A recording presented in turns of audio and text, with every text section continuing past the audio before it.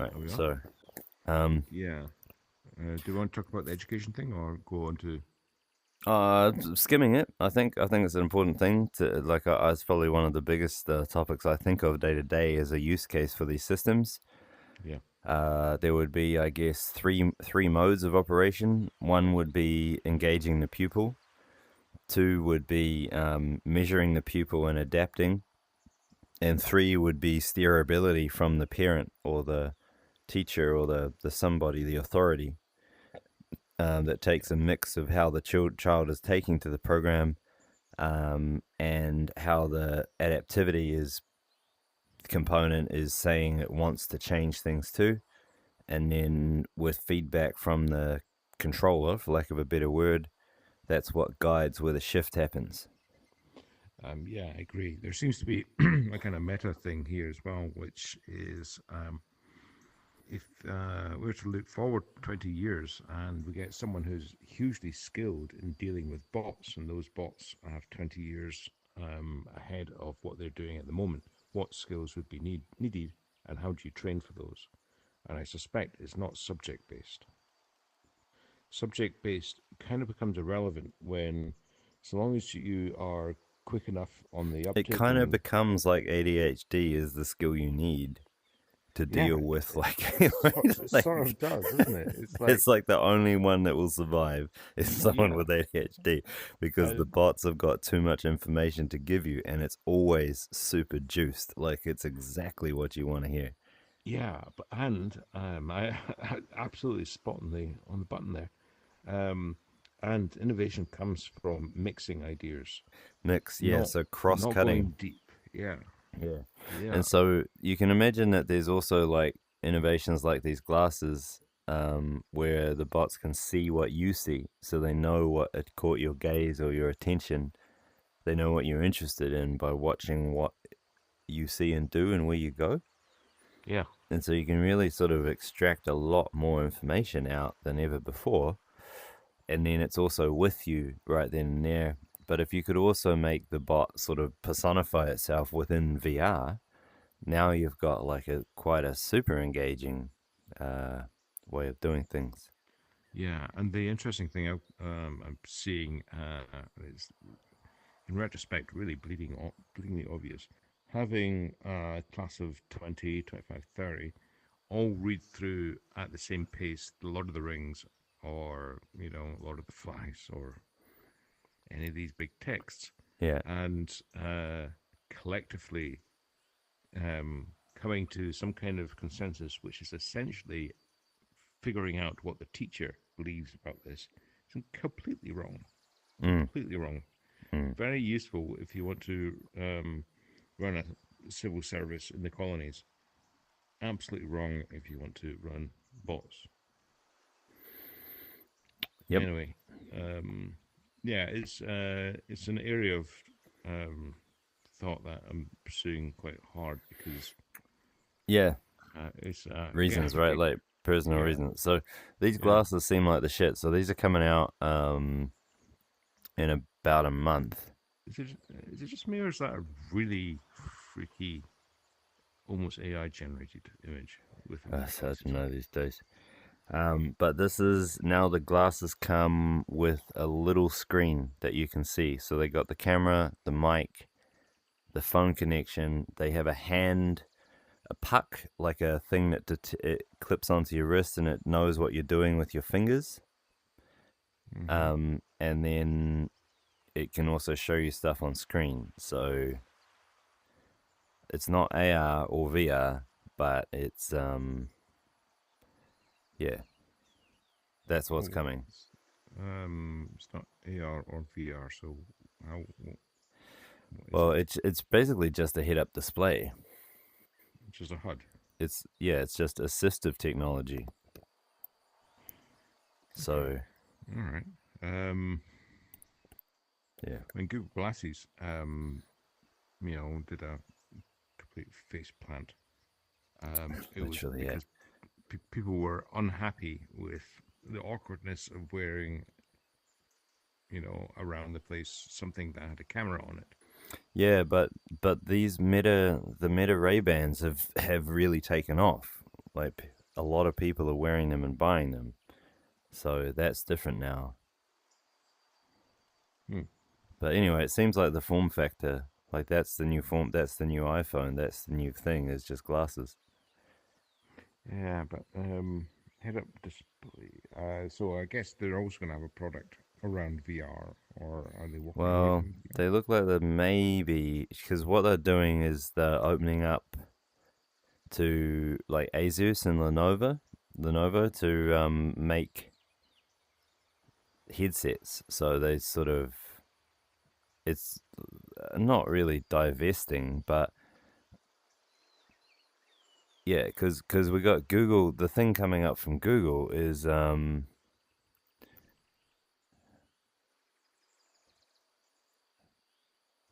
was it called again? It was like Hi Hyosan or something. Muhan.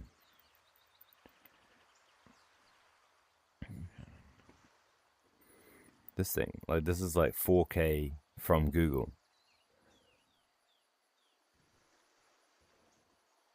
4K fully enclosed, basically the next best thing after the Meta Quest. Okay. So that's due out in about a month as well. So I don't know. Look, it's all VR's not going away. 4K is pretty good. You could probably read text on it all day. Yeah. The glasses are for when you're out and about. And then if we could sort of Yeah. turn that into a cohesive educational platform for kids.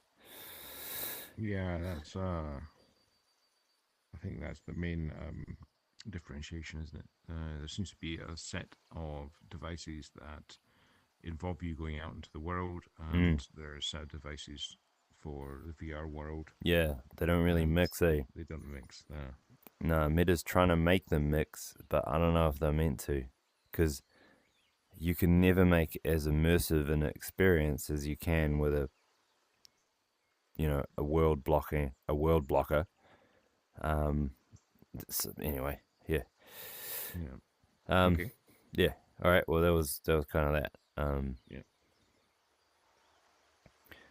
Okay. So status, I guess, is probably the best thing. Yes, please. I don't Can know. you see that? You need a bump, eh? You always take one. Just one level usually does it. Dunk. There you go. There you go. That's better. What you doing? There you go.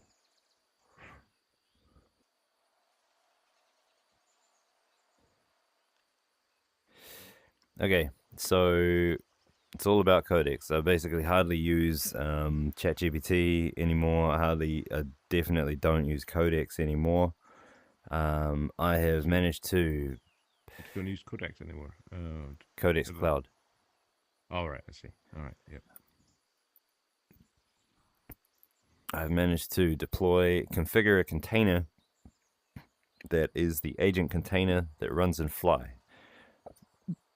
This is connected to Fly, a little server in Sydney, and I can go Codex, and then I can go. What's the weather in Scotland? Slash Edinburgh.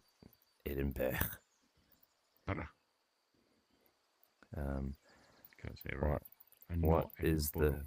population of Edinburgh? Edinburgh. So you can queue commands now. This was a feature that they released recently. And I can do things like ping Google. What version of Node am I running?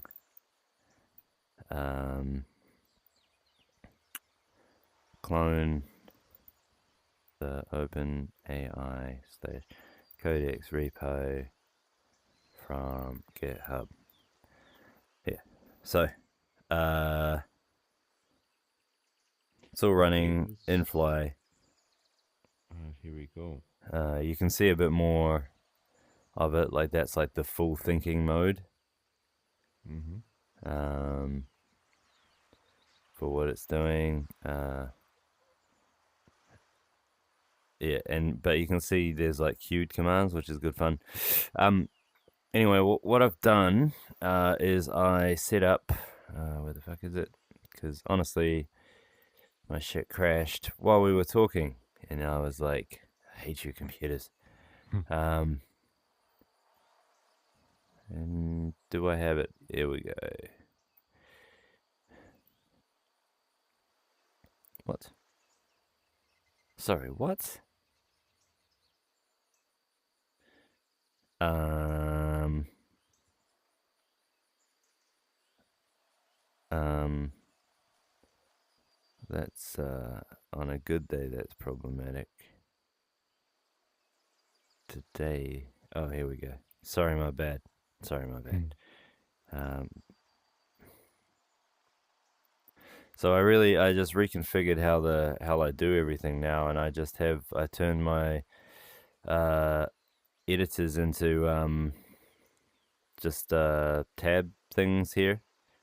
Mm-hmm. So sorry, console. My VS Code consoles are now just editor tabs, and I just have like a bunch of them running calling codecs because I just use codecs locally all the time now. Um, and it's pretty wild. So So that's like, where's this running? well, this, what I'm showing you here, this one is running in Sydney, but this one is running in a computer of mine down the road, but On prem. on prem. Yeah. Huh. Because so I basically, this is my daily driver. So what I've done is, um, well, what I wasted my time doing was cloning the codecs repo, learning how to build it from source, and then making an executable that would run, getting that into Fly. And then I realized that actually that repo is so lively that they release almost like daily type of thing. Like they are incredible. Like the pace at which they're going is like cracking.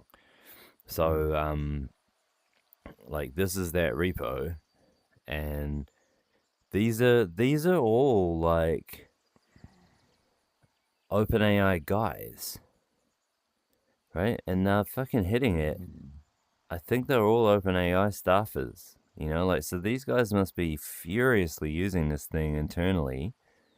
And, you know, this is just like, so today's commits were this, right? That's a lot of change plus a release. So what I started doing was I just now use their released version because they're so good at regularly releasing with useful features that there's no point me trying to keep up with the code base. I keep up with it so I know what's happening inside it. But other than that, I just run their published version. Uh, that seems really obvious. 137 contributors releasing daily. Yeah. And because I thought I had to modify parts of it, but the more I poke at it, the more I'm like, it's actually a perfect unit. I don't need to change anything. In fact, it's dangerous, or it's an anti-pattern to change it, because if I just sit there and let them build, we have sort of everything we want. So this is that MCP server. Sorry, I don't know what the hell happened to my ability to explain. I've been not sleeping much, working a lot, and having a great time. So this is the Fly thing. This is the Sydney computer.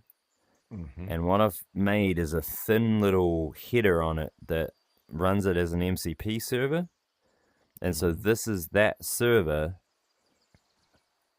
connected to with the MCP inspector. So I go list tools, and then I get back this list of tools. Now, what's supposed to happen is I go run tool to start codecs, and then it's supposed to give me the terminal here, but I just I ran out of time. It's supposed to work here, but it does not. So my bad. But that's where I'm heading. That's what I'm doing. Okay. And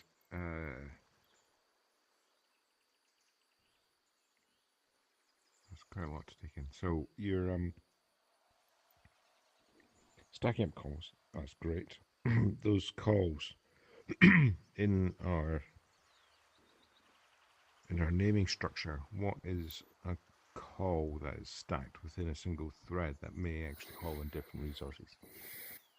That's just part of the message flow. That's just part of the chat.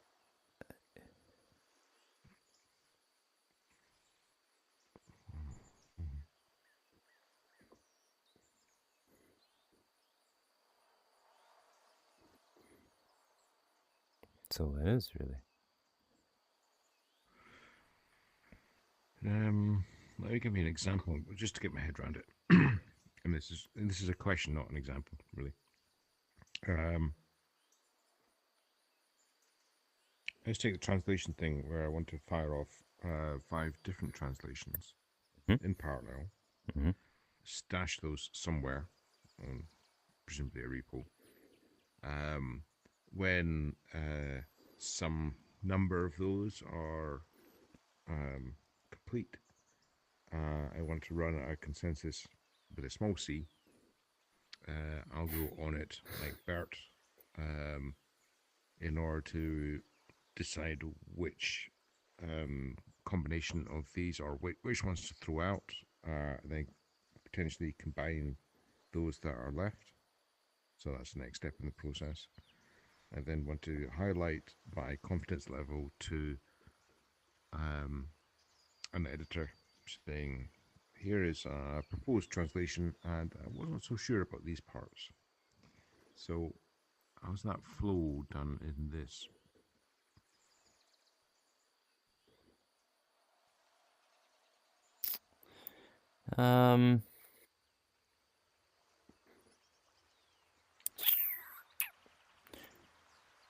You sound like you want a whiteboard. Yeah, I really want a laser pointer though, above everything else. Can I have one for Christmas, please? Maybe, buddy. Just want a laser pointer. I know, maybe.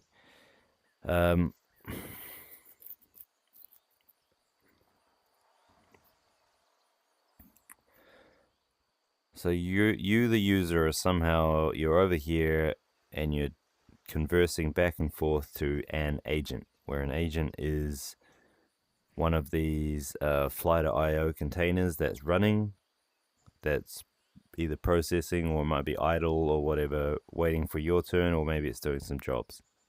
Yeah? Yep.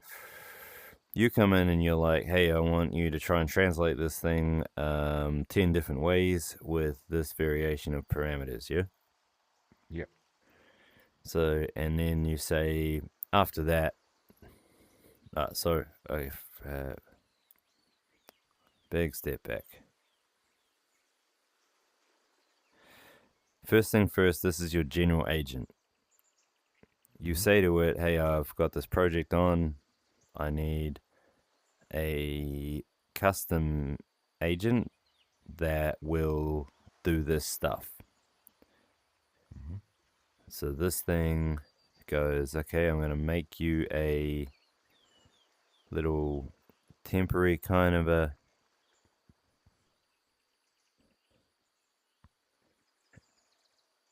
I'm going to make you a temporary agent where I prompt it with the sysprompt and blah, blah, blah, and the tools.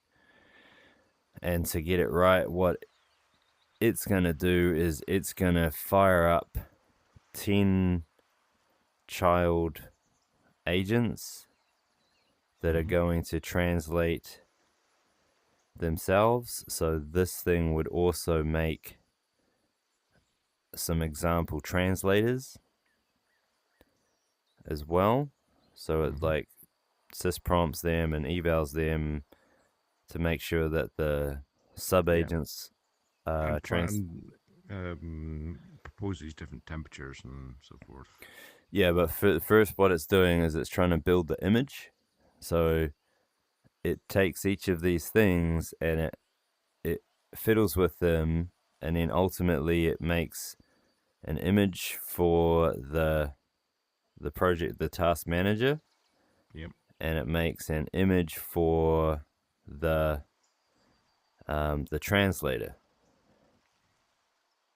Yep. right? Yeah. And then it's like confident that that works and that this works and this can call that and whatever. Then it's like, okay, the new me with these new tools is gonna start the job. So then it says, okay, here's the input files, parameters, and whatever in the repo for the job. It causes a new agent to fire up using this image. Mm-hmm. Now we have an image that has it's set up as the project manager. Mm-hmm. This thing is sysprompted, tuned, trained, otherwise empowered to do one very specific thing, which is to manage this translation process. Mm-hmm. It then fires off a bunch of the translator worker images Mm-hmm. to run them as agents, where each one of these has got obviously the thingy in it.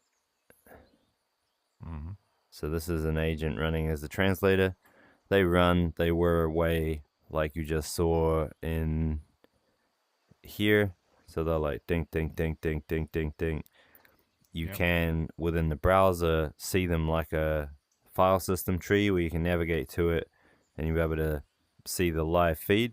This is obviously an artist's impression of a live feed. Um, and you can jump around and you can see them all in one place. You, the user, over here, and you're able to see the live operation of each and every one of these things as it's going.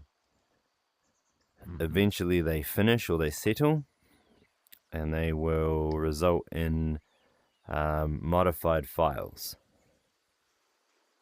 Are we sounding good so far? Those modifier files being Their version of the their version translation. of the translation. Yeah, Yeah. exactly. Okay. And additionally notes, but that's a side point. Yeah. That's right. So then, next iteration of the manager, now that all those jobs are done, looks at it and decides which is best, and then ultimately picks one, writes the file to disk, and then passes back to what is now the instigating agent for the user's inspection. Yes. How's that sound? Well, on the user level, that sounds absolutely right. And there's nuances which I'll not bother with, but essentially that is right. Now, the question is, from what you just showed me, does the tooling that you're using support what we're seeing on the screen now? As of today, or as of when I finish Or this next round of work? yeah, not today. Just it does the architecture in your head. Yep, 100%. Tools. 100%. And Okay. what's good about it is that this workflow is suitable for pretty much everything I can think of. All right. So here is a suggestion because we got this translation thing going through. It might actually flop through, which would be nice. But it is a real world problem that needs to be solved, and it's quite a juicy one as well. I think I sent you over Yeah, last time the the PDF. PDF, yep. Yeah. What I might do is try to translate that through using this diagram, what you just said, into how, without knowing anything about the nuts and bolts, it would actually, what I would expect it to do. Now, two things. If it's wrong, it could be that I'm wrong. If it's wrong, it could be that it doesn't support what I'm trying to do. Would So you're that be talking right? about trying to design how you'd go about solving that problem, and then you and I can talk through that to make sure that we're talking about the same model in our heads.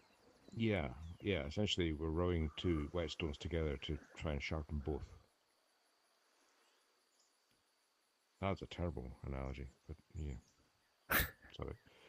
Never seen Um, a sharp whetstone, but okay. um, because the reason I'm struggling a bit here is from the previous demo where you fired off various processes, that all seemed great. Mm. Love it. Parallelism. Um, but what wasn't clear on, and maybe we can go back to the previous screen, is where a process flow is, or any kind of industrial flow. And here's an industrial flow. We need to do something in order to get an end result. Yeah, well, so all of these agents come with that planning tool where they can make plans and step through them.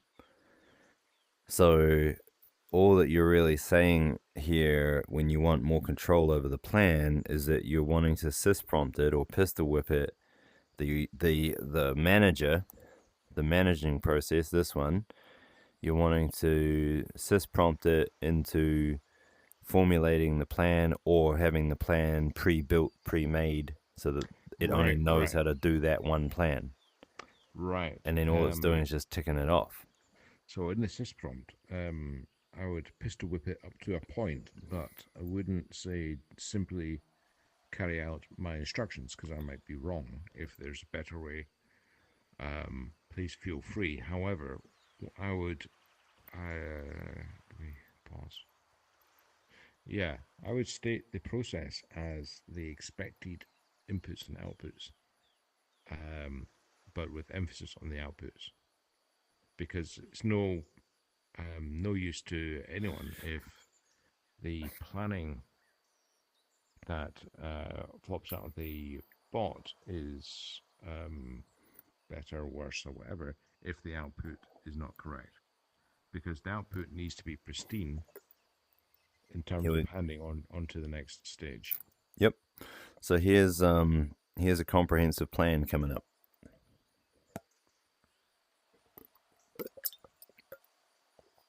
You said make me a really long plan to do some useful stuff.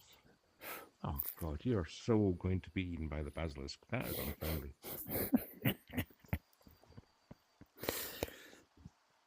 It's not working. Hang on. Use the planning tool more. Or just at all. Where? How does it know what the planning tool is?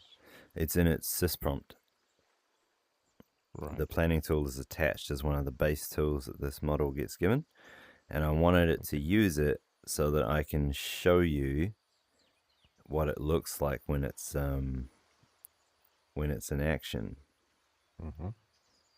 But it's taking its sweet time.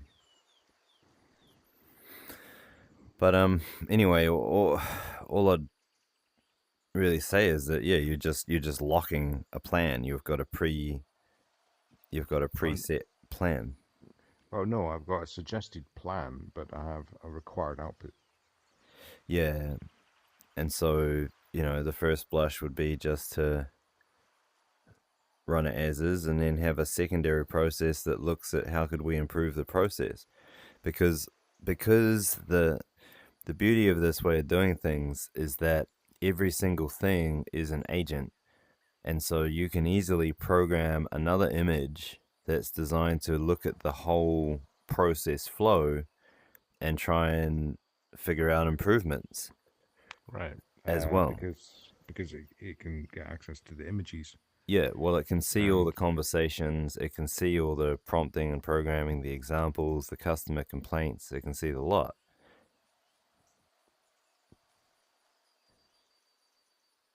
where's it where's it stashing the I should stop using stashing. Where's it storing the files for images and so on? in this model, that's Yeah. just in Git. They're just Git commits. Okay, so there's something like a folder with images. Here we go. Here we go. Here we go. Whoa, hey. Oh, that was a big one. Shit, I lost it. The plan. Whoa, whoa, Using the whoa, whoa, plan whoa. tool. And so the plan tool shows you steps, and what you'll see is you see it like tick through each one. It is probably going to mangle the living bejesus out of this repo. So let me just make sure I've sort of tucked everything away. Stashed it, as we say around here.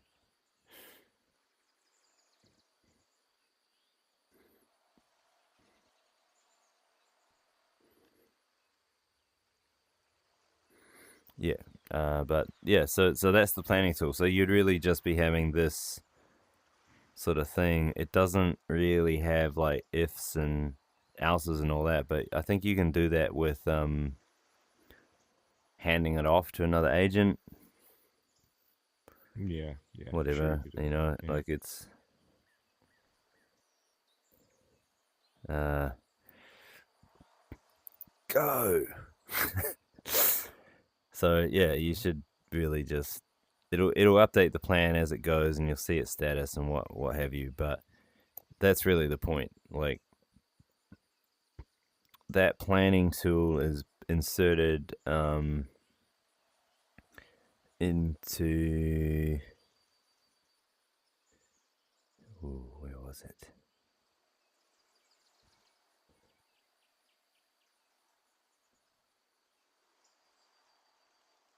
Hunt pack, hunt pack. Hunty hunty picky picky.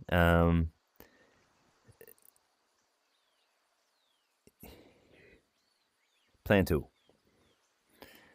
So that's where that's. Was that the prompt for the compact command? Yeah. So that's the planning tool, and it just basically it's just a way to just stash stuff in.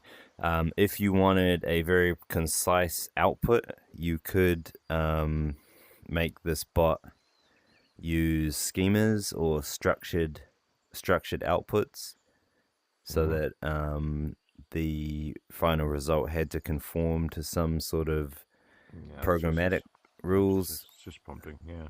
Well, no, not sysprompting. Like you'd get it to write you a little bit of code and do some tests on it that made sure that the output matched a certain format. Like it might be a length or something like that. A pattern. Okay. Yeah. It's up to you really. But like, what's really good about this unit of programming, the agent, is that you can compose it to do what feels like arbitrary workflows, because all you're really doing is you're controlling the model parameters that you can pass in, like temperature and other such, reasoning, the model type, all that. The sys prompt is coming in. That's what the image is made of. Some curated tools, some tool prompts where you sort of override what the tool descriptions were with your own tool descriptions to help the bot use them more effectively for the use case in mind. You've got arbitrary files, you've got net access, you've got shell commands, and you've got artificial intelligence sitting there thinking about it, and you've got the ability to spin up other agents as your children, as your workers. And that's kind of all you need, I think. It probably is. Because you got the same thing as a very smart person who can follow instructions very well. They can also code, all that stuff. How far along the road are you to having all that? Because that is. I think I'm nearly there, buddy. Oh, this is gonna be so sweet. Yeah, because I use these tools to write the tools that I need to make this thing. But to be honest, it's actually very easy because the agentic unit is so easy to grasp. I can pick it up and put it down somewhere. And yeah, there's some nuance and some quirks, but it's all just infrastructures type quirks, is the machine on? Should the machine be on? Did we leave the machine on? Can the machine talk to other people's machines in nasty ways? It's just, that's just stuff to be sort of walked through. But the model that I got going here is that it's dirtily simple. I'm just going to, as each agent runs, I'm going to save the standard out stream, which was all this. I'm just going to save that to disk. Right. So here, oh look, some plan progress. What's it actually doing there? What do you mean? Who cares? It's AI.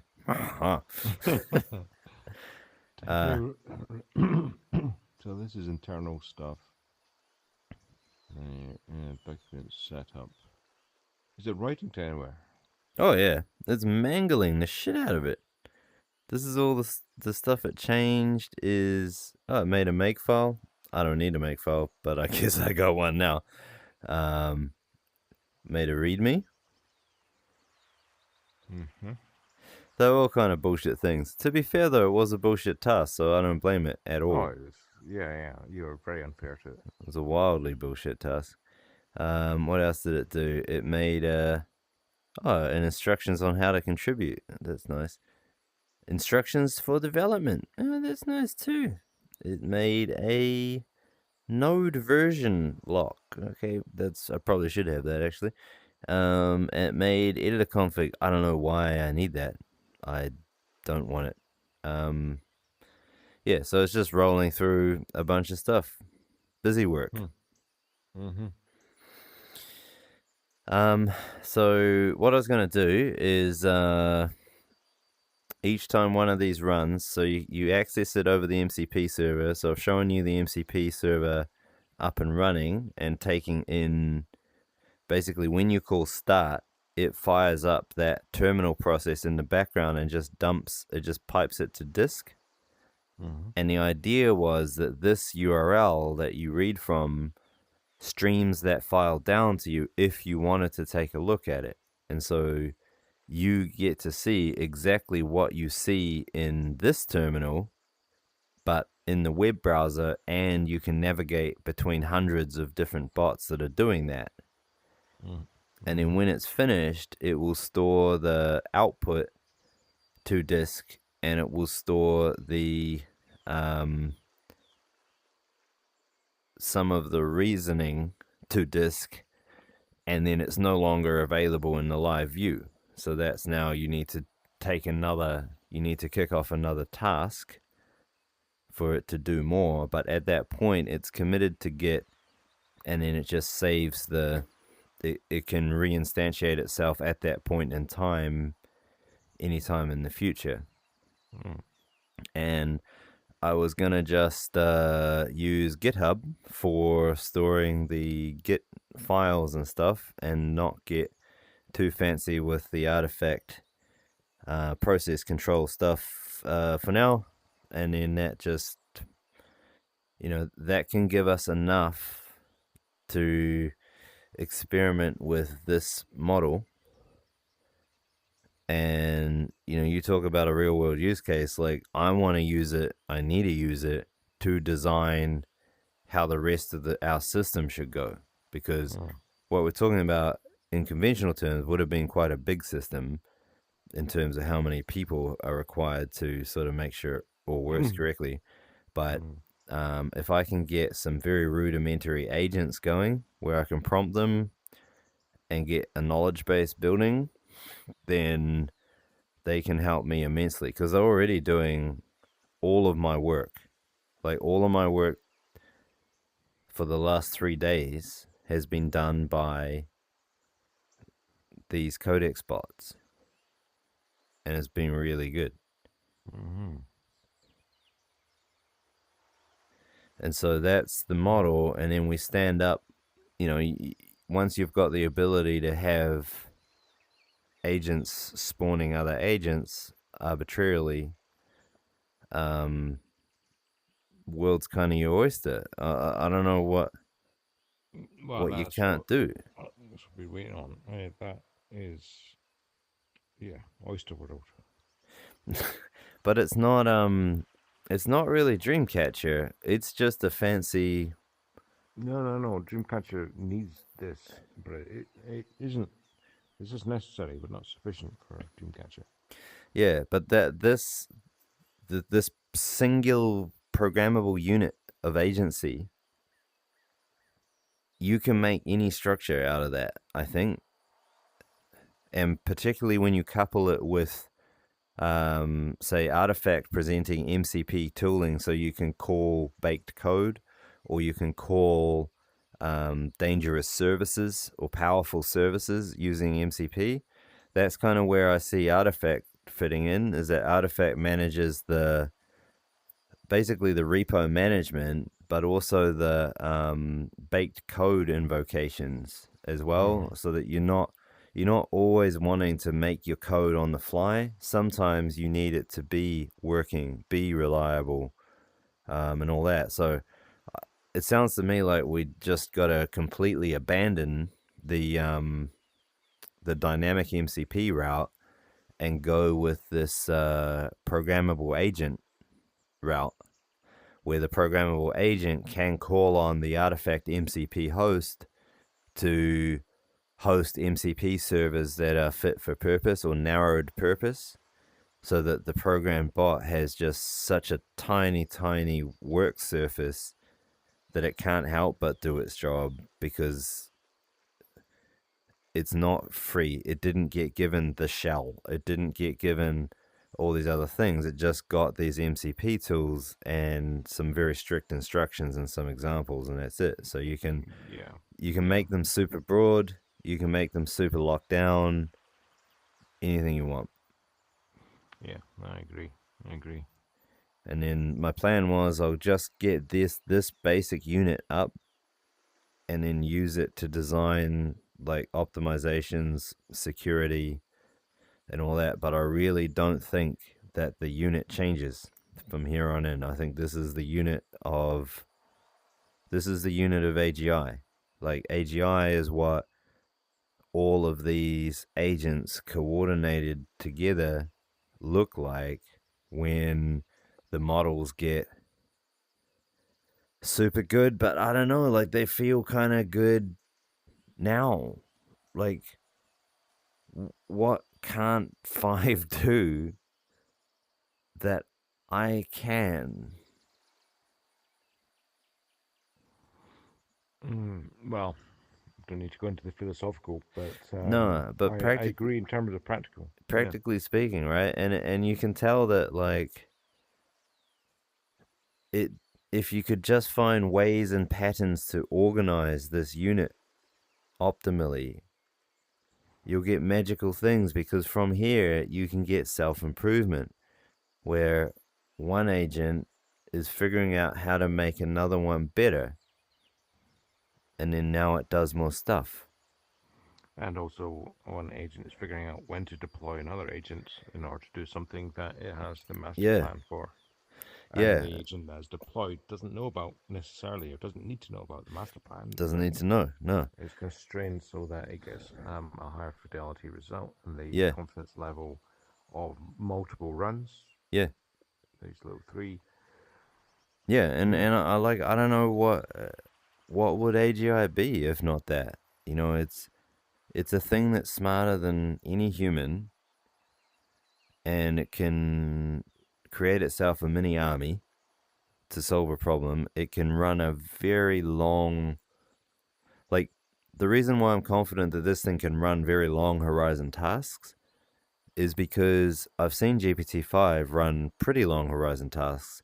But if every step in that long horizon task was another long horizon task that had, like, arbitrarily nested long horizon tasks, then the one at the top keeps the whole thing on track. The one down below deals with its next level of responsibility, blah, blah, blah, blah. And so, in this hierarchy, in this org chart, you can imagine a very, very heavy task being executed with precision. I agree. It's quite interesting, isn't it? And we'll dip into the philosophical very briefly here, but Oh, I think people are getting a bit, well, not people. There's some commentators getting a bit fuzzy about what AGI actually is. It's not your plastic pal who's fun to be with. The emphasis on the general. We've already got AI, and nobody yeah. doubts that. Yeah. So, It's have we funny how got that went. general? And general requires some way of reconfiguring yourself for any task that comes up. Yeah, it's funny. Like, I'd sort of say we do have general. We just haven't found how to use it yet. Um, I don't think we've got general yet, but I think we've got all the bits that general needs. Yeah. We just need to be kind to it and tell it how to, well, frankly, do this or something Yeah, because similar I to mean, this. like, are humans generally intelligent? If you had someone living in the Borneo jungle that had never seen technology and they, were No, running around hunting with spears, like, are they no. any less intelligent than we are? They just haven't been trained. Is it? Yeah, exactly. Is a baby an AGI? Well, let's remove the A. Is it general intelligence? That'd be GI, it's like GI, GI baby. GI Uh, baby. it's like no, of course not. You have to be kind to the thing. You have to tell it. Yeah, teach it, yeah. And it's still allowed to be wrong. It doesn't mean perfect, Yeah. but No, I actually think we've, on odd sense, already blasted through this AGI thing that everyone's arguing with. yeah. So the issue then is that what we've used here is we've stumbled upon a piece that's been out in the wild since April. We saw it and we're like, oh, we know exactly where that goes. But that's not to Yeah. say that other people don't think the same, because it's a pretty obvious step, I think. And Yes, it so, didn't take us too much to. Yeah. yeah, so there's really not much, like, the ease with which our struggles just come to an end when you talk about this repeatable unit of agency. It's like that'll be what everyone does soon. So it's not like a victory that we can actually do this technique. No. This is what all techniques will be. Yeah. Um, and we're kind of nobodies, so we don't really matter. But what matters is what we do with it. And so, I mean, the first thing is just, cleaning up the system, number one. Number two is making money so it can pay its bills. Number three is sorting out our own lives, making an intelligent plan based on all the context. So it's kind of like we make the thing and then we're like, I don't know what to do with it, but I just got an unlimited task machine, an invention machine that turns out is very cheap to run with unlimited capacity. Where would I point it? Like, that's a deeper, more rewarding question to solve, because the answer is not obvious. Once you point it at everything you think you wanted, it'll eat all that up and it'll stay eaten. And then you're like, oh, now what? Now what? Because that's the consistent thing that happens. New tools come out, we're like, yeah, yeah, yeah. Codex Cloud, go, go, go. Oh, shit, hang on. I did all my jobs. Now what? Mhm. Yeah, I agree. Well, we have a few chunky things to put into it, that's for sure. Um, Attribution being the biggest one. Well, we should get that one going early. Yeah. There's probably a couple of lawsuits we can try and run through it. Yep. Nobody has a shortage of those. Um,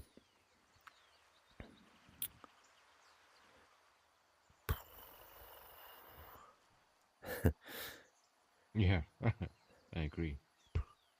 Like, shit, if we had this, or we will have this very soon. Yeah, like I reckon a couple days, man. Like end of the week, It's, it should be the first version should be ready to go. And then yeah, for me, I'm excited because I can actually ditch having a computer because like um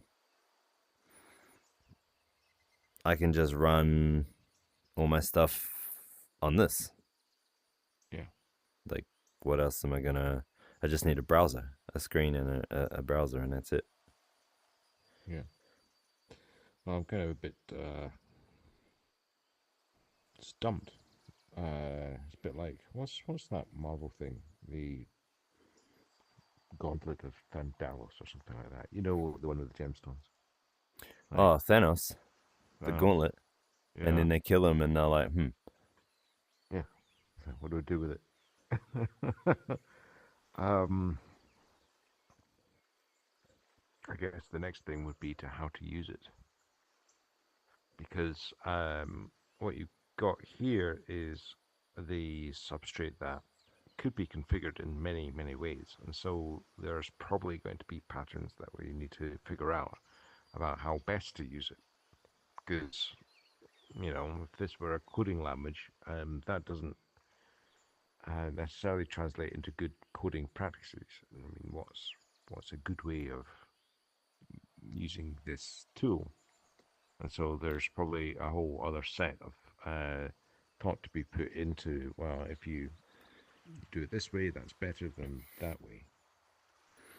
Um, Yeah, but then I'm kind of again, reaching. I'm kind of reaching there, though. yeah, we just got to get amongst it and use it. Like, this is the unit. We don't have any other units, and we don't need any other units because it feels like this, like, it feels like the kind of solution that is final. Like, there's not, you can Yeah, optimize it, sure, but yeah. So what suggests is this, because it's going to be a bit mind bending about how best to use this, but we do have. I don't know if we want to go back to the trucking guys and see if we can fit in their requirements. We have. well, yeah, yeah, we can do that. It just feels like we can do sort of anything now. Oh yeah, but the thing is, with a tool that can do anything, the question immediately comes down to what do you do? Um, Well, s- this is well, I've my got. issue, right? Like everything that you guys tell me about, without the slightest meaning to be rude or dismissive, it's kind of point solution stuff. It's one off stuff, whereas there are other tasks that we can undertake that are, a few months ago might have seemed a bit crazy, like being like, hey, we should go to the moon. And you're like, are you mad? But now that someone's been to the moon, everyone's like, oh, just Yeah, becomes part of what we do. So, some big examples. I mean, obviously, we got ambient attribution, but that feels easy with this tool. That feels like a couple of days and we got a working version. Um, Launching the actual blockchain, that's kind of hard. yeah. Um, Well, I think there's. I mean, what I suggest is once you've got the basic building blocks of this up, um, it's are there any tweaks or changes needed in this because it might not be uh, completely perfect and forever perfect model. Seems what? I can oh No, dude. I Like, can uh, I, I don't know how to say it nicely, but like the unit of the Docker container has been around for a quarter century type of thing. yeah Like certain types of unit are just good enough. This is one of those. yeah no that's where it's coming to. Um, so uh, if we were to use this on real world programs, it doesn't matter that it's a tier 3 point solution because this is a tier 2 thing. This is tier two, That's the right that's there. the whole point. This is tier two in the Right. flesh, in the Yeah. flesh. Tier two. Now, tier 2 is there to express point solutions because people consume point solutions Oh, I for see. what it Okay, should be. yeah. Right. So all the infrastructure required for that, such as registries, um, Yeah. libraries of jitters, where you Yeah. can pull in like pre-manufactured front end code, spin it up on the fly. So those will take um, not so much time, but polish and Well, the kind yeah, of taste driven. it's like the hairy part of your bollock, isn't it? Right? Okay, so we got our bollocks. Let's do. I don't want to talk about anyone's bollocks. Like, is there another example, metaphor you can use? We were saying it's the hairy bits. Tier 2 is, you could put it on a wall and just look at it and go, "Ooh, that's nice." But without some kind of expression into tier 3, it doesn't really make sense. Now, Yeah, tier 3, I'm kind of not that interested. I'm interested in doing things that aren't software based, like listing a public company using this tool, yeah, using, yeah, sure. like raising some capital using this tool, where this tool figures out who to talk to, what pricing the deal should be at, who, it works out the psyops of the raise, like how to flash your titties here or flash your bollocks there, whatever.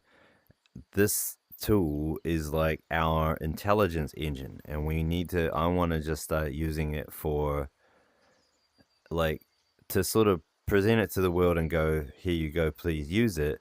Sounds kind of lame. I mean, I think we should still do that, but I don't care really to sit there and tell people how to do it. I'm like, I know several things that I want to do. Yeah, exactly. But if you take the example of, using this to spin up a company with certain parameters in its, uh,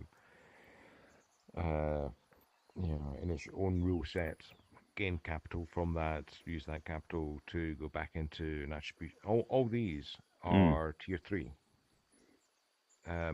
But Oh, the you'd point feel, of, well, yeah, I think they are. I mean, attribution itself is nah, tier there's 3. not, no, it's not, because there wasn't, you can't just say that everything that's a point solution becomes tier 3. Tier 3 was software point solutions. There was not a software point solution for starting or booting up a public company. We're talking about things that haven't been or can't be done as classical SaaS. Well, here's no, we agree on that one. So here's another example of what I mean by tier 3. Uh, let's use this in order to, in the most efficient manner, distribute logistics in Ukraine. A lot of that will be an overlap No, with. I think I know what you're saying, but I disagree with how you're classifying things there. Okay. Like, Uh-huh. because you said that tier 2 eats tier 3,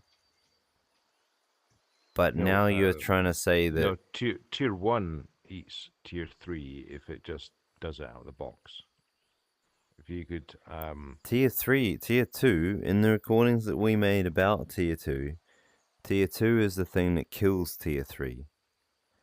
Because tier 2 can make tier 3 solutions on the fly, on the hop. But that's um, not to say that, like, you're trying to use it, like, to say that we're gonna. The ability to make these dynamic things is the tier 2 capability. yes, Where to yes. apply it doesn't automatically become a tier 3 thing just because you applied it somewhere. Maybe we need I agree. Maybe we need an additional thing because tier three was effectively a bake in of agentic on tier one. Right. Okay. Yeah. So you need your customer service reps. Yeah, fine. Whatever. Just do it.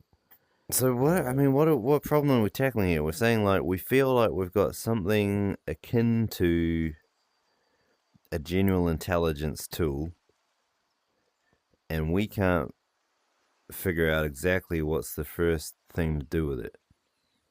yeah, I think we're struggling with what's the best thing, and maybe that Maybe is, there isn't one. yeah, Maybe the tool should help us with that. yeah, yeah, because we could apply this. How would we Uh, even pose that question to this tool? um, we can make it self-aware of itself and its capabilities, and But then that's not. maybe. Sorry, go ahead.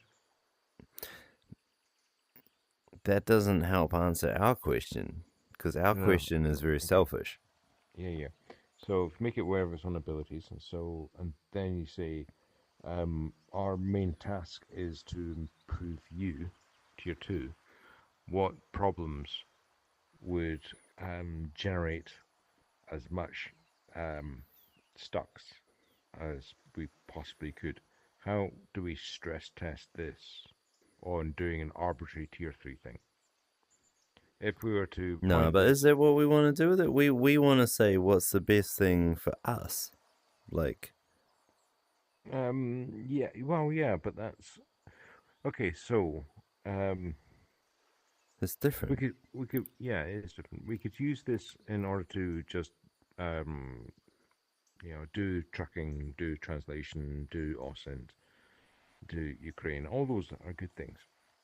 Um, but really, what we want to do is to stress test this model, understand the patterns of how to use it, what's best, and so on. And so, surely you'd be going for the hardest possible Nah, you would application of it. because that's how you problem solve. But I think we should go for the short term revenue gains first. Oh, well, I agree. I think probably there's a compromise in the middle on this one because early days we're going to learn about a lot about using this model for how to generate or how to get revenue in. For example, we could point it at translation. We could point it at trucking. Um, What I'm and saying though is that none of those things sound like a good thing because they they get done and they pay and then that's it. And sure you could like resell the products of that on and on, but I'm simply crying out for a better target than that. so you're talking about. I was saying it, that the aim ultimately should be improving or proving this model in use. You're saying let's go for short-term revenue. That there sounds like there's some kind of common ground of a hard enough problem that generates revenue.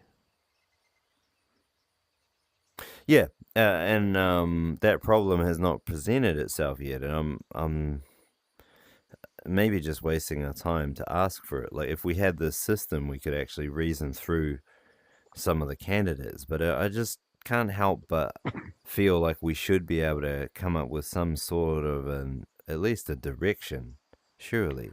Can I offer a not quite a straw man, but the best we have in the hopper Okay. is Osint because Osint is um, it's like an extension of AGI into the real world. So like basically you'd be configuring fleets of these things designed to go around and solve OSINT tasks and crawl R- through. Right, because the interesting thing about Osint is that there is no pattern to start with. We could probably give a a base pattern. But after that, Right. So that problem sounds the same as if, like, I've always heard of stories of people making trading bots, hmm and every so often somebody comes up to me and they're like, "I got this algorithm. Can you make it into a trading bot for me?" And I really want to every time, but it takes time to do that. And I've always been like, I need the dream catcher. Like, I don't want to just make a bot and make some cash and then what's the point? I want this thing. We could point this thing at finding general arbitrage around, first of all, open markets like crypto, exchanges, stock exchanges, and all that, but also arbitrage in other more difficult to deal in places like used cars, or it's like you buy a boat of cars and move them somewhere else and suddenly you made like 20% on your money. Like, that's an OSINT style thing. Like, the pattern's not obvious, it might not even be there, but if you tool these things up enough and search enough, you'll find yourself some targets, and then you start picking at them. And if you've got a general arbitrage system, it's looking for all these patterns, and it can do things like figure out the consequences between things that happen in the world. Like, oh, there was a flood over here. What does that mean? Does that put strain on the shipping line? yeah, Which precisely. means that these shipping containers that have this other unrelated thing can't get through, which means that the price of that goes up, which means that the value of this competitor who sources from somewhere different is about to go up. So maybe that's awesome, right? Yeah, and it's not hard to find interesting questions to ask of such a system, and they are deviously hard. Mm. Uh, Another one is a friend of mine had a pointed out a really good thing in the minerals business, where there's people who want to buy minerals at different grades, different stages in their extraction, and there's people that have it, but they can't for the life of them seem to find each other. And there's commission to be made on just simply introducing or brokering. Like, this is kind of like a isn't broker's oh dream, okay right? yeah, there's something here. Um, isn't the Killer Osint app one that maximizes the information gradient in that you know more than someone else, because that is arbitrage, that is brokerage. You are Um, walking in and knowing no, more it about the doesn't other have to. person. Yeah, I mean, yes, but it doesn't have to be like that. All it's doing is it's detecting a massive information gradient between two parties, and then you're bridging it. Well, yes, absolutely. I mean, you don't have to exploit an information gradient. The information gradient could You can just charge a say, fee let's for swap. collapsing it. Like, that's what a Yeah, broker does. A broker collapses the right, information gradient and takes a cut on the side. right. And so then the two parties you could do an information swap, and it's Yeah, like, hey, the information gradient between these two parties yeah. have just gone down. That sounds a general That's a general intelligent thing pattern, to right? do. Like, looking for Yeah, brokerage opportunities. And like, this thing would know what licenses you need to operate in what particular area. So it would handle that massive, complicated area of compliance between this, and this. If I've got this kind of mineral over here and I want to get it into this thing over here, there's all these sanctions, conditions, weather, pricing. There's all these routes like FX exchange, all this stuff, risk, right? And mm, these things can figure out these like complicated routes and then broker a deal for all the stages to come together, where it's got like probabilities in the middle, because it's like, well, if the ore comes here and then that bit falls through, we can switch over there as the backup plan. It's not as lucrative, but it at least hedges the risk. Like, we can start Right, trading, which is yeah, international trading. yeah. Interestingly enough, and again, I keep repeating that, and I'm waiting to be proven wrong, but my belief is Osint is the killer app of this. And the difference between brokerage and arbitrage is your intent. Are you wanting to build bridges, or you want to exploit the fact that you spotted there's no bridge? What's the But it's difference? just, well, there is no difference. That's the thing. The difference is only in an intent on how you want to exploit the situation. Do you want No, to even the broker? intent sounds the same. I'm sorry, I'm maybe not nuanced enough to.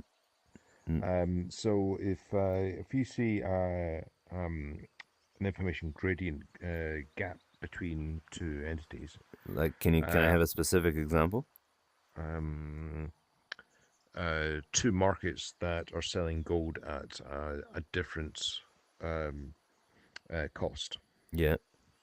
So you could say, I want those two parties to continue to try and sell gold at a different cost because I'm going to be buying gold in one and selling it in another, and I'm going to make money. Or I can tell the two markets that they're selling at a different cost, and here's why, and they'll get closer.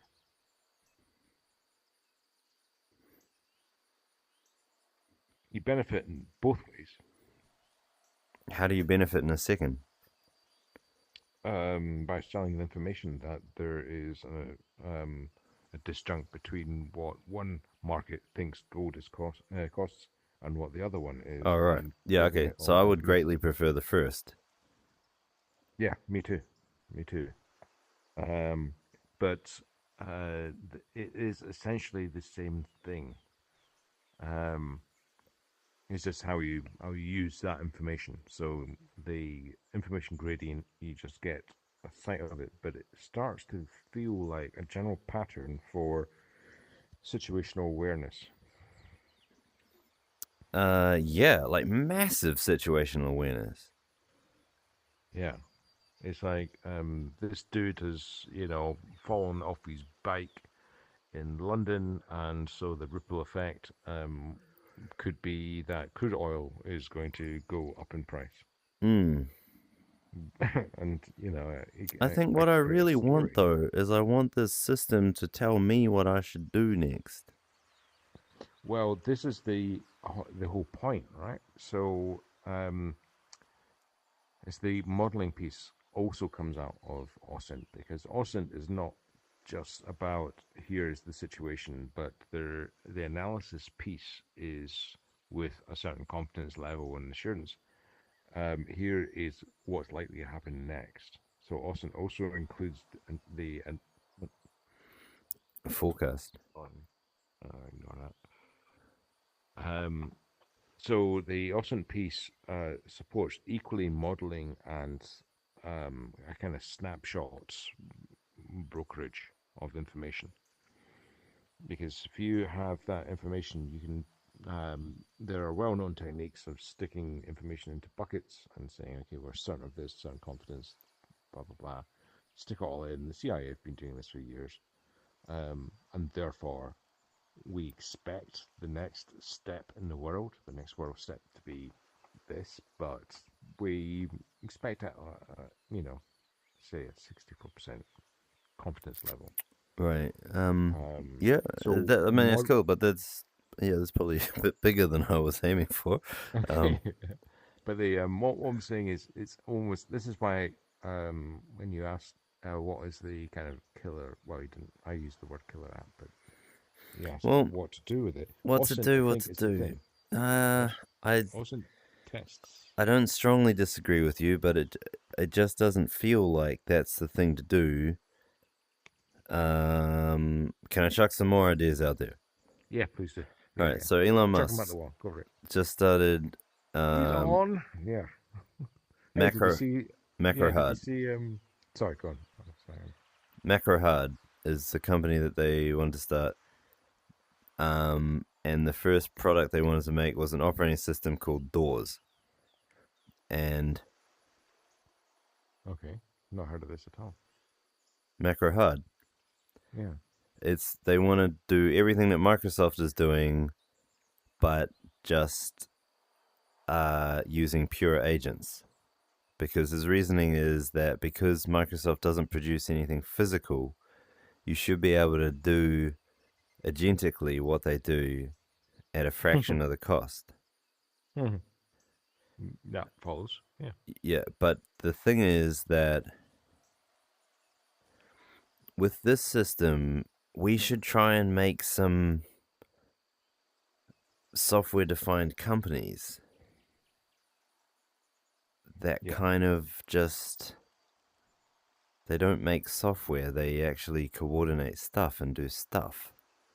Yeah.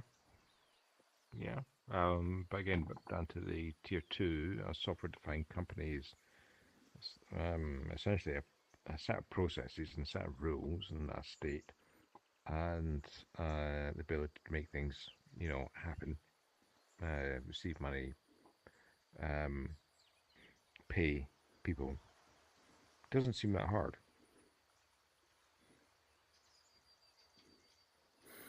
Ah man, I'm just fucking bothered. I guess making it figure out how to improve our personal health would be a good one.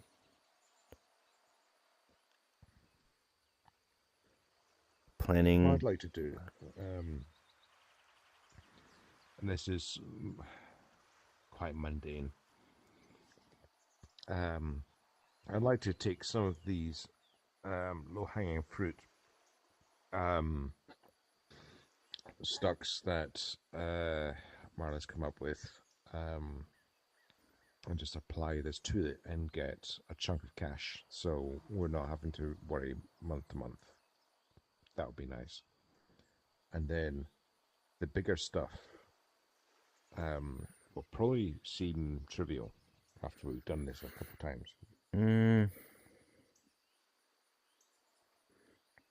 I guess I'm worried about something stupid, which is what happens when everyone else gets their hands on platforms like this. And the truth is, like, the rate of adoption of AI is like not very strong. The rate of deep AI adoption is like tiny. So we I could think have a bit there's a of win. time. Yeah, but the thing is that is our resource at the moment. The amount of time for the rest of the The world to Yeah, the gap, right? properly I don't catch think up. it's forever, and we need to fucking run it down real fast. But it's basically like we would point this system at identifying the biggest gaps between AI operating systems or AI companies and non-operating ones. That's the arbitrage gap to hit because you're like, well, here's this industry, it's like industrial laundry or something like that, and it's like this is the costs of their running. This is how much an AI system can reduce. So these ones have a very high gap, an arbitrage gap, because that's really what you're talking about. There's two markets going on right now. There's pure AI companies, and then there's manual or classical conventional companies, and the arbitrage gap is the operating cost of each, Yeah. right? And that's really the arbitrage we want to talk about, because the AI thing is only still just it's not really doable right now. We think we got a doable thing for it, but that's the arbitrage that we want to hit, because it's one that's not it's huge, that difference, and it's also disbelief. Like, a lot of people don't think it's there, but really it is there, and it's bigger than we all think. Oh, it's certainly there. In the same way as there was arbitrage between web and bricks and mortar Yeah. for Yeah, that's for right. about That's 20 right. That's years. right. Yeah. That's right. And you could see those differences, and you're like, And so that's why you end up with the guy that bought drugs.com flies a chopper over Auckland like every few days, which is annoying because I'm like, dude, you just like I can buy a domain, but because he bought it when the arbitrage was maximal, Mm. um, that's why it's worth something. So, In terms of practicalities, well, number one, um, we need this system actionable, and then there's probably going to be a bit of a bootstrapping up into using it. Probably the best thing to do is to use it for a simple case. Well, certainly from my side, it would be nice to do a simple case like the translation thing, to get experience using it. Um, and then uh, we get the booster rockets, I guess, is attribution.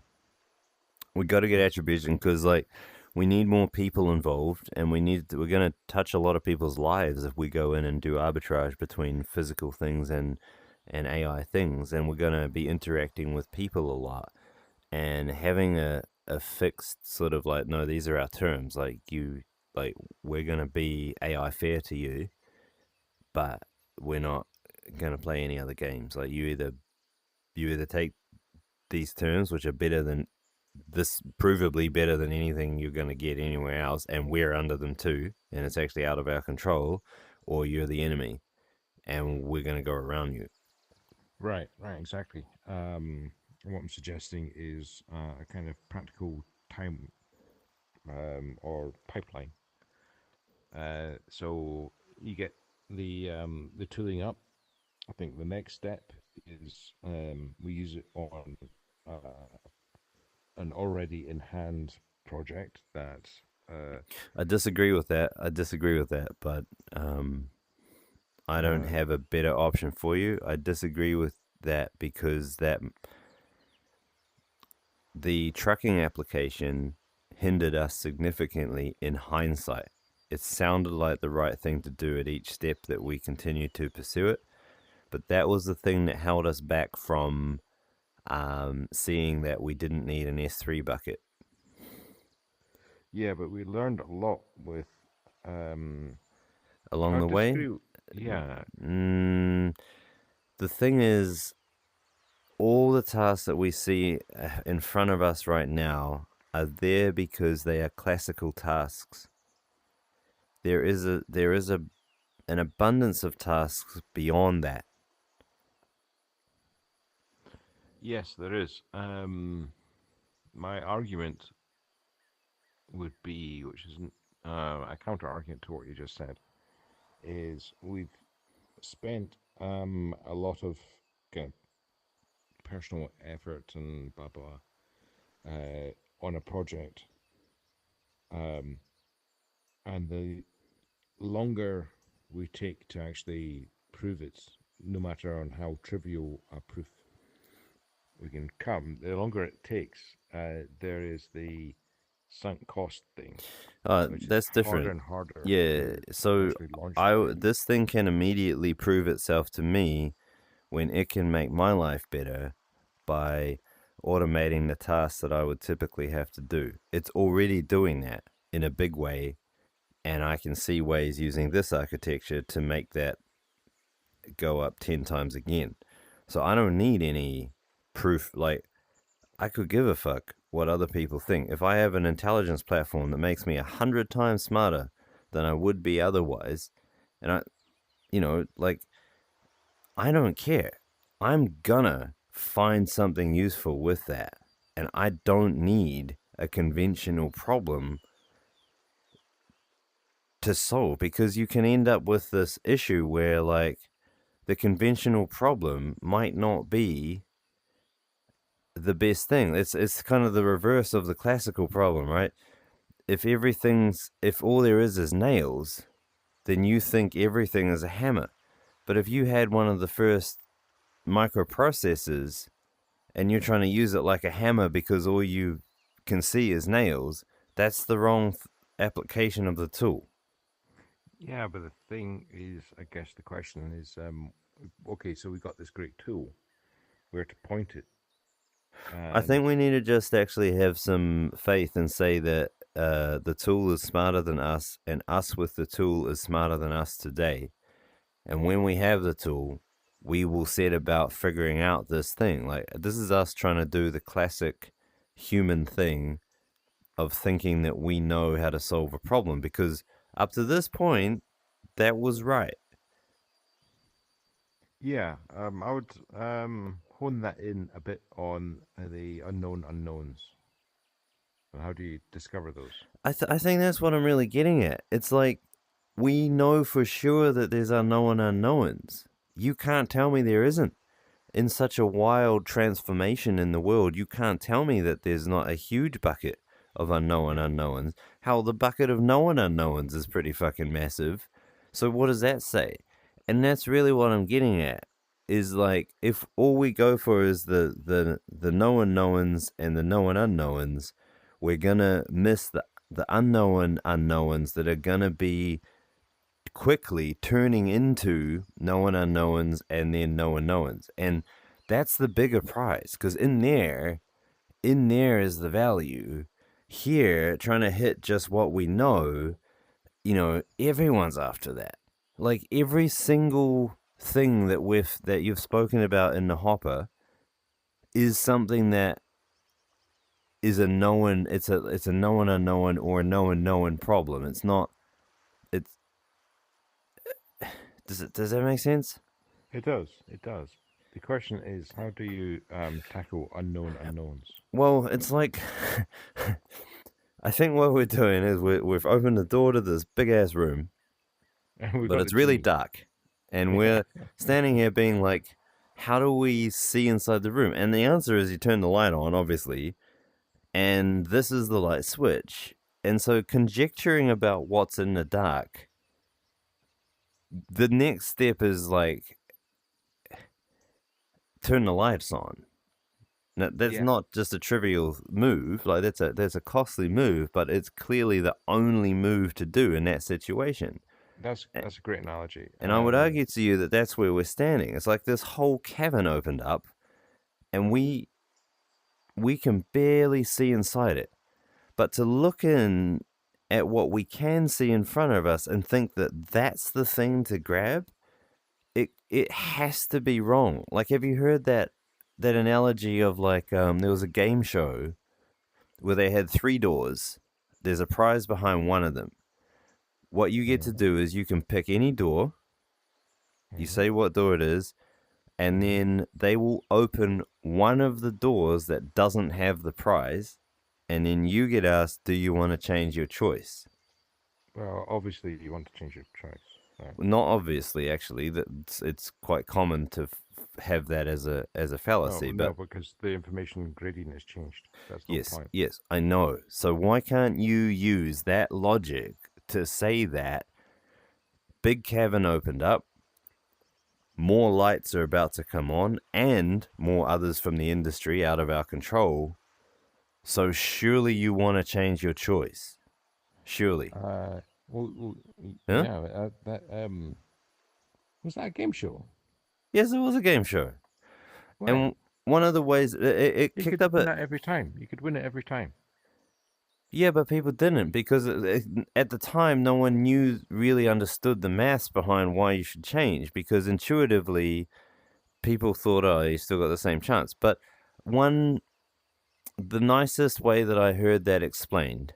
Now, for someone like you who goes through the reasoning in a symbolic way, that's easy. But for a lot of other people that deal in like visual or mechanical or other ways, it's not Mm-hmm. so plain. But when you translate the problem through exaggeration into a medium that a different thinking style can comprehend, you get a situation like, let's imagine there's 100 doors. You pick one, 98 other doors fly open that all have no prize except for one. What are you going to do? So what we're talking about here is actually we should be thinking about how to reduce our own information gradient about the unknown unknowns.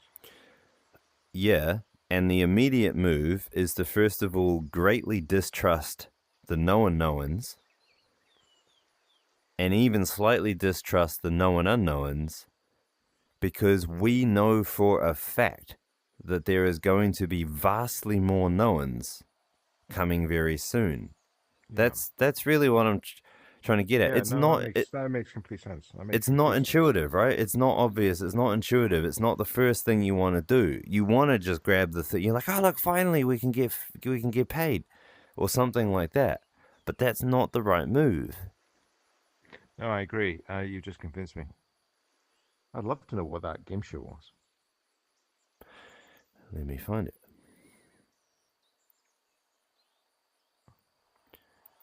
'Cause that seems like it's got a glaring hole in its premise, and that it could just be Monty Hall problem. Classic game show. Doesn't choose 1, 3. Okay.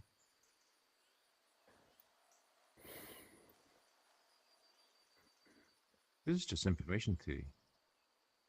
Isn't everything? Oh, most things, yeah.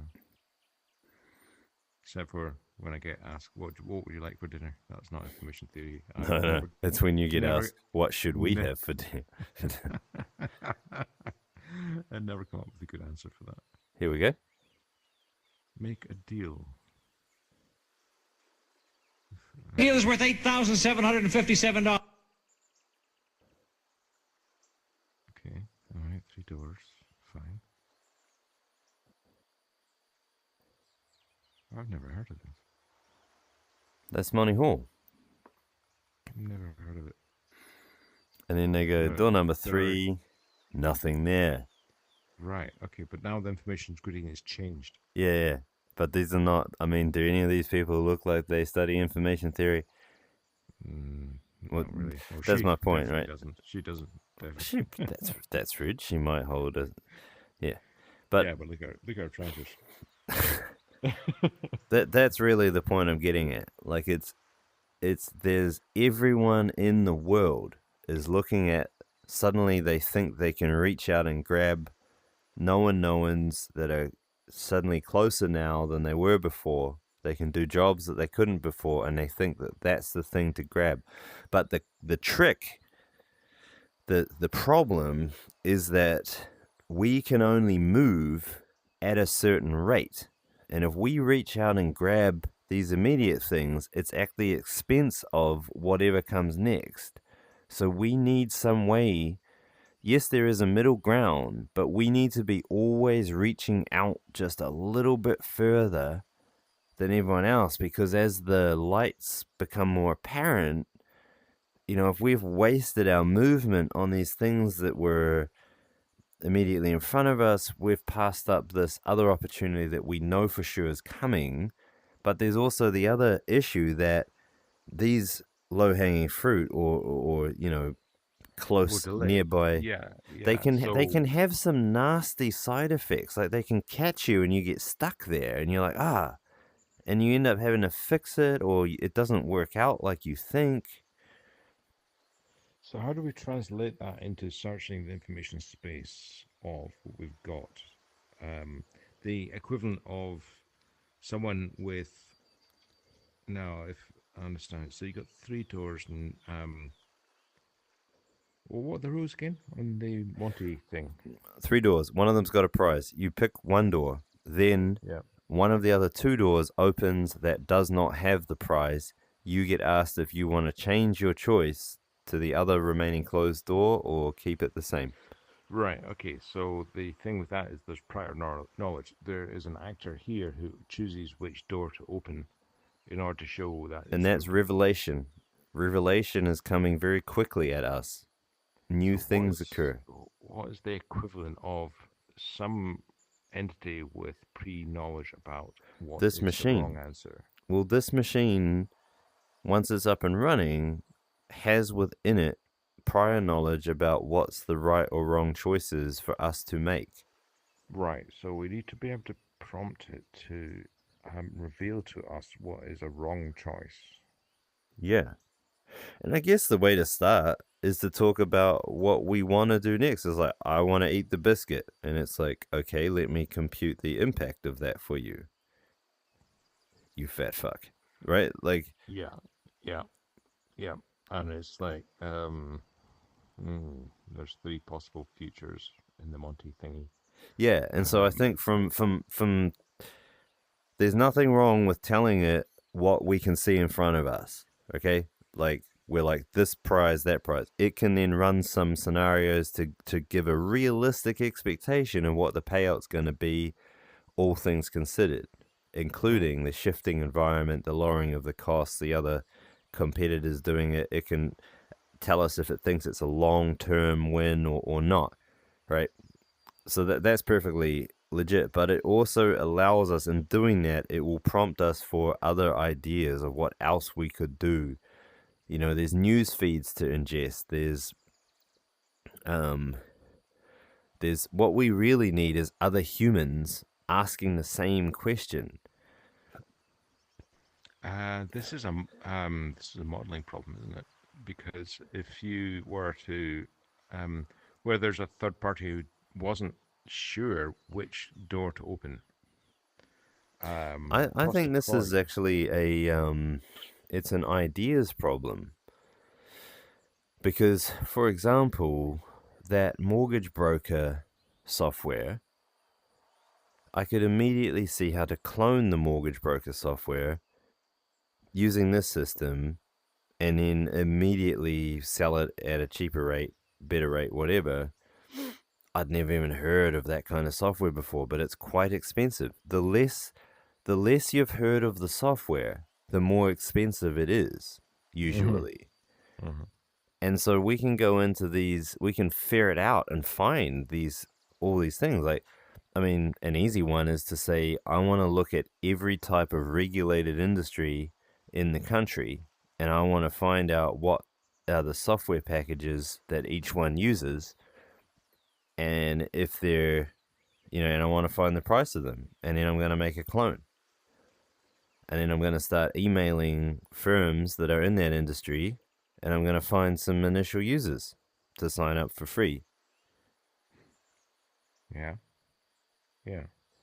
So you can almost like deliver a software package that you never spoke to another human. The humans all spoke to bots telling them what they wanted on the phone or with email or messages and within the app and with their usage.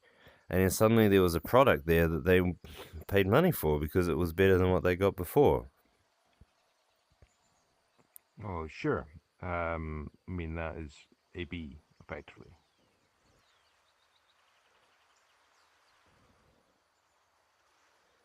The temptation is calling to keep this to ourselves, Maxwell, because we could make a pretty penny. And, pretty penny would be quite nice right now because it's getting tight. Well, it'd be nice at any point, really. So, I don't know. It feels like it should be open, but it doesn't mean it can't be used to make closed things for the purposes of revenue extraction, not because we're bullies or animals, but because we need to fund other projects. So there's that. Well, my preferred model is always where it is free for use, unless you are making money by using it as an enterprise, and therefore we want a piece of that. Yeah, that's true. Yep, that's true. So I think it's a pretty fair model. All right. Well, look, I think I convinced you, or convinced you what's. I see clearly what you're saying now. What to do about it, practically speaking. Well, I don't know, but that wasn't the point. The point was we're in this game, and this game has these odd rules that don't make intuitive sense. This is 100% the correct unit of agency. This is programmable bots, programmable agents. Yeah. Artifact is superbly placed as a work manager. So, like, by virtue of its soon to be made consensus, it provides reliability, retry, consistent view of data to coordinate a large number of worker agents. So in every architecture you ever see that deploys a work queue or a work pool, the key piece is the coordinator database slash application, and that has to be fault tolerant, distributed, high performance, all that. Artifact is really good at that, but it's also really good at holding and running the MCP hosts, because it means that each of these units can be the same thing repeated, and they just have the dynamicness of the MCP server. I was wrong in that the dynamicness should not be within the tool calling system itself. The dynamicness is in your ability to provision them by just passing URL parameters in. So you're just like, you can make a custom set of MCP tools in one call to Artifact, and now you've got an MCP server that reliably runs arbitrary code, but your agent didn't have to change. The agent stayed as it always was. The agent doesn't have to run the code. Artifact deals with running the code. Yeah, that was the last conversation. Yeah. I Yeah, agree. so that was a bit of a non-obvious one to hit, but these are the components, man, and that's honestly all the fuck there is. Like, that's all that we need. Yeah, I agree.